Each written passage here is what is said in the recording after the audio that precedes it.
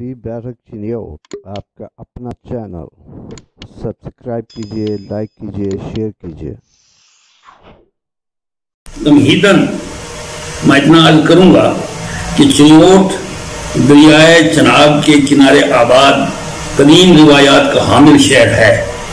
یہاں کے اکثر باشندے تجارت پیشہ، کاروباری اور اہل ثروت رہے ہیں، جنہوں نے پاکستان کے جن شہروں کا رخ کیا انہیں اپنی خداداد صلاحیتوں سرمایہ سے صنعتی بنا دیا، مثلا فیصل آباد اور کراچی وغیرہ۔ لیکن چنیوٹ کی سرزمین علم و ادب اور فکر و شعور میں بھی کسی طرح پسماندہ نہیں ہے۔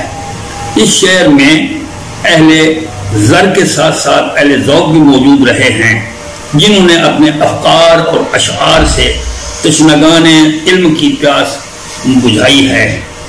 چنیوٹ سے وقتاً فوقتاً جرائد اور مجلے شائع ہوتے رہے ہیں، مثلا یاد خدا اور طلوع سحر، یہ دو رسالے نکل گئے۔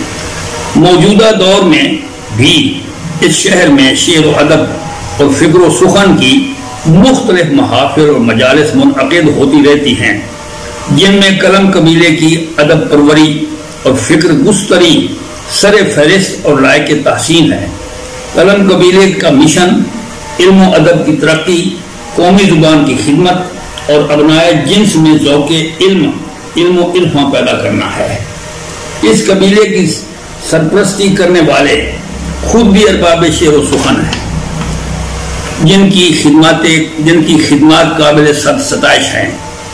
جناب محترم عادل یزدانی، محترم پروفیسر خالد شبیر صاحب اور عزیز محترم ندیم عالم وورا صاحب اور جناب حفیظ الرحمن حفیظ ان مجالس کی جان اور ان محافل کی روح رواں ہیں۔ جناب ندیم احمد وورا صاحب کو یہ ترہ امتیاز حاصل ہے کہ ان کی مساعی جمیلہ اور ان کی شبانہ روز محنت شاقہ سے یہ محافل خوب سے خوب تر ہونے کا اثر دے رہی ہیں۔